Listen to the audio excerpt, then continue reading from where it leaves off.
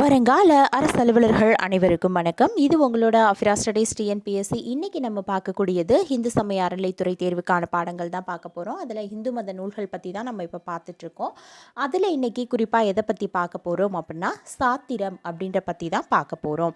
அப்போ இந்த சாத்திரத்தை நம்ம ஞாபகம் வச்சுக்கணும் அப்படின்றதுக்காண்டி பாடல் மூலியமாக கொடுத்துருக்காங்க. உந்திக்களிறு உயிர்போதம் சித்தியார் பிந்திருபா உண்மை பிரகாசம் வந்தவருட் பண்பு வினா போற்றிக்கொடி பாசமில்லா நெஞ்ச விடு உண்மை நெறி சங்கற்பமுற்று அப்படின்னு சொல்லிட்டு ஒரு பாடல் மூலியமாக என்னென்ன சாத்திரங்கள் இருக்கோ அது எல்லாத்தையுமே இந்த பாடலுக்குள்ளே உள்ளடக்கி இருக்காங்க. அப்போ இதில் உந்தி அப்படின்றது எதை குறிக்குது அப்படின்னா திருவுந்தியார் அப்படின்ற சாத்திரத்தை குறிக்குது. களிறு அப்படின்றது திருக்களிற்றுப்படியாரையும், உயிர்போதம் அப்படின்றது சிவஞான போதத்தையும், சித்தியார் அப்படின்றது எதை குறிக்குது அப்படின்னா சிவஞான சித்தியார் அப்படின்ற சாத்திரத்தையும், இருபா இருபது பிந்திருபா அப்படின்றது இருபா இருபதையும், உண்மை அப்படின்றது உண்மை விளக்கம் அப்படின்றதையும், பிரகாசம் சிவப்பிரகாசம், வந்தரவருட் அப்படின்றது திருவருட்பயனையும், பண்பு வினா அப்படின்றது வினா வெண்பாவையும், போற்றி அப்படின்றது போற்றி பகருடையையும், அடுத்து இருக்கிறது கொடி அப்படின்றது கொடிக்கவியையும், நெஞ்சு விடு தூது அப்படின்றது நெஞ்சு விடு தூதுவையும், உண்மை அப்படின்றது உண்மை நெறி விளக்கத்தையும், சங்கற்பமுற்று அப்படின்றது சங்கற்ப நிராகரணம் அப்படின்னு சொல்லக்கூடிய சாத்திரத்தையும் குறிக்குது அப்படின்னு சொல்லிட்டு பார்க்குறோம். இந்த சாத்திரங்களை நம்ம என்னன்னு சொல்கிறோம் அப்படின்னா மெய்கண்ட சாத்திரங்கள் அப்படின்னு சொல்லிட்டு சொல்கிறோம். இந்த 14 சாத்திரங்களில் முதலாவதாக இருக்கக்கூடியது திருவுந்தியார். திருவுந்தியாரை யார் இயற்றியிருக்காங்க அப்படின்னா திருவியலூர் உய்ய வந்த தேவ நாயனார் அப்படின்னு சொல்லக்கூடியவர் தான் இயற்றியிருக்காரு. இந்த திருவுந்தியாரில் எதற்கு முக்கியத்துவம் கொடுக்குறாங்க அப்படின்னா முக்தி மார்க்கத்துக்கு முக்கியத்துவமானதை கொடுக்குறாங்க. இரண்டாவதாக இருக்கக்கூடிய சாத்திரம் அப்படின்றது திருக்களிற்றுப்படியார். இந்த திருக்களிற்றுப்படியார் எதை வழியாக வச்சு இயற்றப்பட்டது அப்படின்னா திருவுந்தியாரின் வழிநூலாக வச்சு தான் இயற்றப்பட்டது இந்த திருக்களிற்றுப்படியார். திருக்களிற்றுப்படியாரை யார் இயற்றினாங்க அப்படின்னா திருக்கடவூர் உய்ய வந்த தேவ நாயனார் அப்படின்னு சொல்லக்கூடியவங்க தான் இயற்றியிருக்காங்க. சிவஞான போதம் அப்படின்னு சொல்லக்கூடியதை யார் இயற்றியிருக்காங்க அப்படின்னா மெய்கண்ட தேவ நாயனார் தான் இயற்றியிருக்காரு. இந்த 14 சாத்திரங்களில் ரொம்பவே முக்கியமானதும் தலைச்சிறந்ததும் அப்படின்னு சொல்லணும் அப்படின்னா அது சிவஞான போதம் தான். இந்த சிவஞான போதத்தை மெய்கண்ட தேவ நாயனார் அப்படின்றவங்க இயற்றியிருக்காங்க. சிவஞான போதத்தை நம்ம எப்படி பிரிக்கிறோம் அப்படின்னா சிவம் ப்ளஸ் ஞானம் ப்ளஸ் போதம் அப்படின்னு சொல்லிட்டு சொல்கிறோம். இந்த சிவம் அப்படின்றது எதை குறிக்குது அப்படின்னு பார்க்கும்போது ஒப்பற்ற மெய்ப்பொருள் அப்படின்றத குறிக்குது. ஞானம் அப்படின்னா அதை நம்ம தெரிஞ்சுக்கணும். போதம் அப்படின்னா தெரிஞ்சுட்டு நம்ம என்ன பண்ணுறது அப்படின்னா தெளிவாகிறது.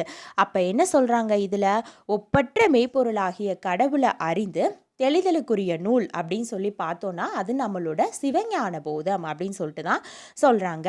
இந்த சிவஞான போதத்தில் எத்தனை சூத்திரங்கள் இருக்குது அப்படின்னா 12 சூத்திரங்களை உள்ளடக்கியது அப்படின்னு சொல்லும்போது அந்த 12 சூத்திரங்களில் எதுக்கு முக்கியத்துவம் கொடுத்துருக்காங்க அப்படின்னா ஒரு சூத்திரமுக்குமே ஒரு முக்கியத்துவம் இருக்குது. அப்போ அது மாதிரி முக்கியமாக சொல்லக்கூடியது இதில் 3 விதமாக சொல்கிறாங்க. ஒன்று உண்மை, அதுக்கப்புறம் ஒன்றுத்துக்கும் இருக்கக்கூடிய பொது இலக்கணம் என்ன, சிறப்பு இலக்கணம் அப்படின்னு சொல்லிட்டு சொல்கிறாங்க. நம்ம இதில் எதுக்கு அதிக முக்கியத்துவம் கொடுப்போம் அப்படின்னா பதி பசு பாச இதுக்கு தான் முக்கியத்துவமானது நம்ம அதிகமாக கொடுக்குறோம். அப்போ பதியோட உண்மைத்தன்மையை எது சொல்லுது அப்படின்னா 1வது சூத்திரம் சொல்லுது. பதியோட பொது இலக்கணத்தை 2ஆம் சூத்திரம் சொல்லுது. பதியோட சிறப்பிலக்கணத்தை எது பேசுது அப்படின்னா 6வது இது சிறப்பிலக்கணம் பற்றி குறிப்பிடுது.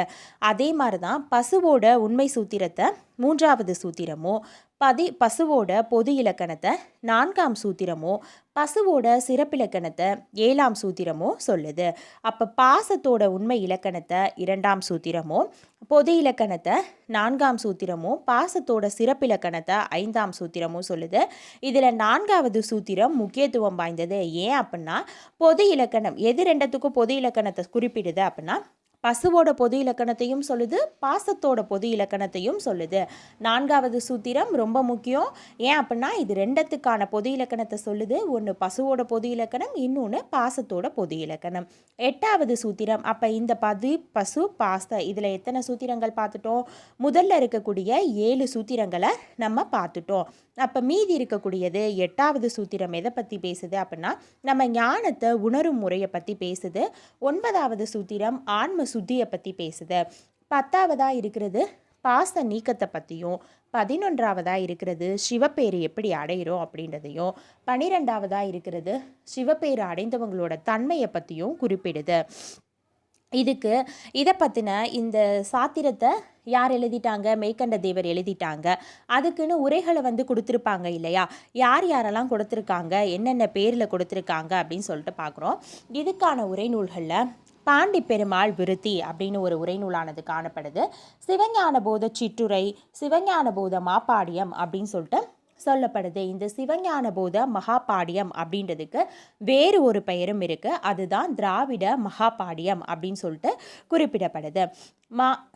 மாதவ சிவஞான சுவாமிகள் அப்படின்னு சொல்லக்கூடியவங்க என்ன பண்ணியிருக்காங்க அப்படின்னா, இந்த சிவஞான போதத்துக்கு விளக்கத்தை கொடுத்துருக்காங்க அப்படின்னு சொல்லிட்டு பார்க்குறோம். இந்த திராவிட மகாபாடியம் அப்படின்றத யார் உரை கொடுத்துருக்காங்கன்னா, மாதவ சிவஞான சுவாமிகள். இவர் எங்கே பிறந்தவர் அப்படின்னா, விக்ரமசிங்கபுரத்தில் பிறந்திருக்காரு. எந்த ஆதீனத்தில் எந்த ஆதீனமாக இருந்திருக்காங்க அப்படின்னா, திருவாவடுதுறை ஆதீனமாக இருந்திருக்காங்க அப்படின்னு சொல்லிட்டு பார்க்குறோம். இந்த சிவஞான போதத்தை ஆங்கிலத்தில் யார் யாரெல்லாம் மொழிபெயர்த்திருக்காங்க அப்படின்னா, ஹைசிங்டன், பயட்பாதிரியார், காட்டன் மாத்யூஸ், தென் நல்லசாமி பிள்ளை, சிவபாத சுந்தரம், டேவிட் நவமணி நாடார், இவங்க எல்லாமே என்ன பண்ணியிருக்காங்க? சிவஞான போதத்தை ஆங்கிலத்தில் மொழிபெயர்த்திருக்காங்க. இருக்கிறதுலே ரொம்ப முக்கியமானது இந்த சிவஞான போதம் தான். இதில் இந்த பதி, பாச, பசு இதை பற்றி எந்தெந்த சூத்திரம் சொல்லுது அப்படின்றத நல்லா தெளிவாக தெரிஞ்சுக்கணும். ஏன்னா இதுலேருந்து கொஸ்டின்ஸ் ஏற்கனவே வந்திருக்கு. சிவஞான சித்தியார் அப்படின்னு சொல்லிட்டு அடுத்த சாத்திரம் பற்றி பார்க்க போகிறோம். இது 4வது சாத்திரம். இந்த சிவஞான சித்தியாரை யார் நமக்கு அருள்னாங்க அப்படின்னா, அருணந்தி சிவாச்சாரியார் அப்படின்னு சொல்லக்கூடியவங்க தான் நமக்கு இதை கொடுத்துருக்காங்க. இதில் எதை பற்றி பேசுகிறாங்க அப்படின்னா, இது எந்த நூலை வச்சு எழுதப்பட்டது அப்படின்னா, நம்மளோட சிவஞான போதத்தை வச்சு தான் நம்ம சிவஞான சித்தியாரையும் எழுதியிருக்கோம். அப்போ மெய்கண்டாரோட தந்தையோட குரு தான் யார் அப்படின்னா, இந்த அருணந்தி சிவாச்சாரியார். ஆனால் இந்த அருணந்தி சிவாச்சாரியார் என்ன பண்ணுறாங்க அப்படின்னா, சிவஞான போதத்தை தழுவி தான் சிவஞான சித்தியாரை எழுதுகிறாங்க.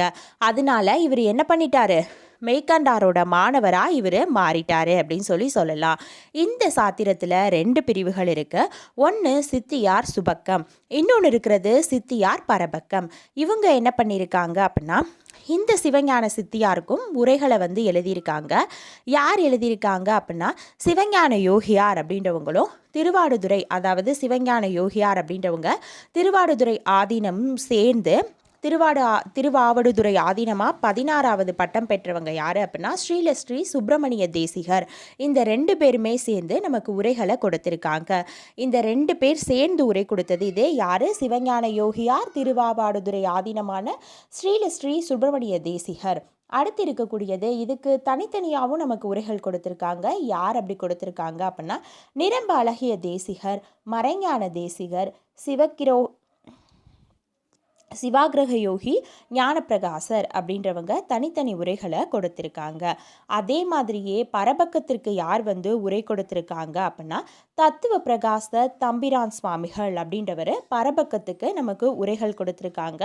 அவங்க எதுக்கு கொடுத்துருக்காங்க அப்படின்னா, சுபக்கத்துக்கு உரைகள் கொடுத்துருக்காங்க.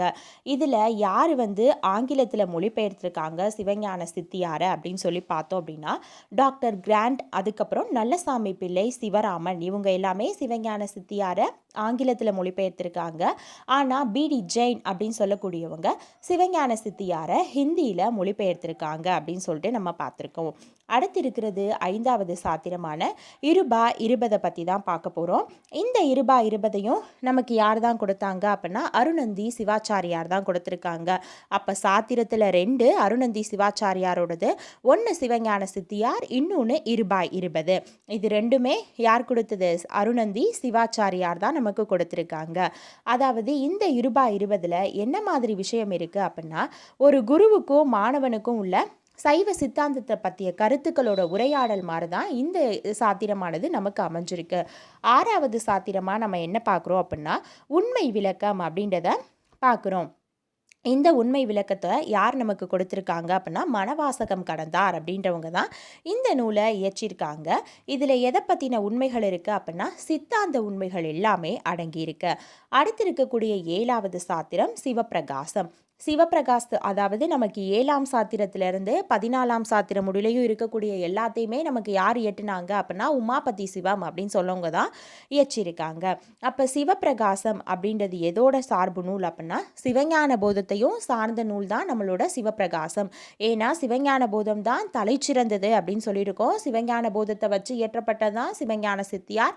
அதே மாதிரியே சிவஞான போதத்தை வச்சு இயற்றப்பட்ட இன்னொரு நூல் அப்படின்னா அது சிவப்பிரகாசம். இந்த நூலில் எதை பற்றிலாம் சொல்லியிருக்காங்க அப்படின்னா சைவத்தில் சைவ நூல்களோட இயல்புகள் இப்படி தான் இருக்கும், அவங்க எந்த மாதிரி தீட்சை வகைகள் வாங்குறாங்க அப்படின்றத பற்றி தான் சொல்கிறாங்க. இதுலேயும் 2 வகை காணப்படுது, ஒன்று பொது, இன்னொன்று சிறப்பு. அப்போ பொது சிறப்பு நம்ம சிவஞான போதத்தில் எதை பார்த்தோம்? பதி பசு பாச அப்படின்றதுக்கு உண்மை விளக்கம் பார்த்தோம், பொது இலக்கம் பார்த்தோம், அதுக்கப்புறம் என்ன பண்ணோம்? சிறப்பிலக்கணம் பார்த்தோம் இல்லையா? அதே மாதிரி தான் இங்கே என்ன பண்ணியிருக்காங்க, கொடுத்துருக்காங்க. இதில் எத்தனை விருத்தங்கள் இருக்குது அப்படின்னா 100 விருத்தங்களானது இந்த சிவப்பிரகாசம் அப்படின்றதுல காணப்படுது.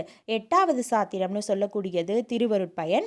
அதையும் யார் தான் கொடுத்துருக்காங்க அப்படின்னா உமாபதி சிவம் அவங்க தான் இயற்றியிருக்காங்க. இதில் எந்த மாதிரி இருக்குது அப்படின்னா குறள் வெண்பாவால் ஆன நூல் தான் இந்த திருவருட்பயன். இதில் 10 அதிகாரம் இருக்குது. குறள்னாலே நமக்கு தெரியும், ஒவ்வொரு அதிகாரத்திற்கும் எத்தனை பாக்கள் இருக்கும்? 10 பாக்கள் இருக்கும் அப்படின்னா. அப்போ இதில் 10 அதிகாரத்துக்கு 100 பாக்கள் இருக்குது அப்படின்னு சொல்லிட்டு பார்க்குறோம். வினா வெண்பா அப்படின்றதும் யார் தான் நமக்கு கொடுத்துருக்காங்கன்னா உமாபதி சிவம் தான் இயற்றியிருக்காங்க.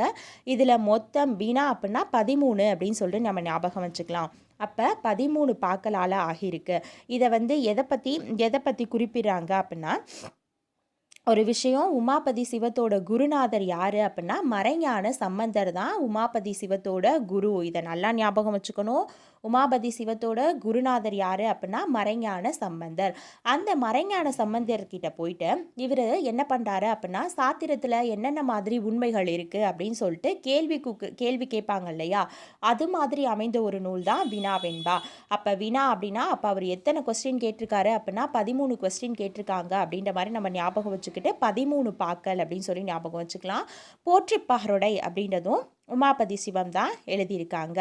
இவர் என்ன பண்ணுறாரு, தனக்கு இவ்வளோ ஞானத்தை கொடுத்த மறைஞான சம்பந்தரை பற்றி வாழ்த்தி பாடின பாடல்கள் தான் இந்த போற்றிப்பகருடை அப்படின்றதுல இருக்கு.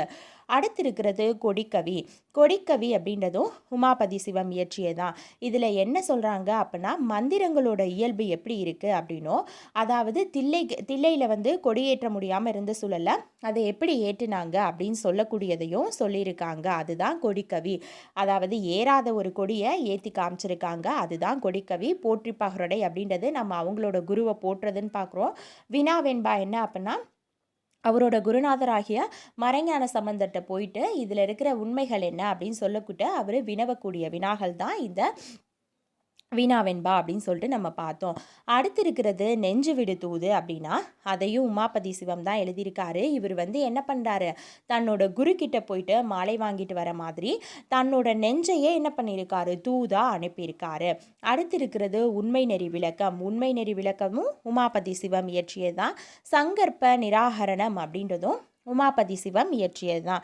இதில் என்ன இருக்குது அப்படின்னா சமய கொள்கைகளை கூறி, அதாவது நம்ம சமயத்துக்குன்னு சில கொள்கைகள் இருக்கும், இதிலேயே ஹிந்து மதத்தில் வேறு வேறு சமயங்கள் இருக்கும் இல்லையா, அதுக்குன்னு சில கொள்கைகள் இருக்கும். அதிலிருந்து என்ன பண்ணுறாங்க, அதுக்கும் இதுக்கும் இருக்கக்கூடிய வேறுபாடுகளை விளக்குறது தான் நம்மளுக்கு சங்கற்ப நிராகரணம் அப்படின்னு சொல்லக்கூடியது.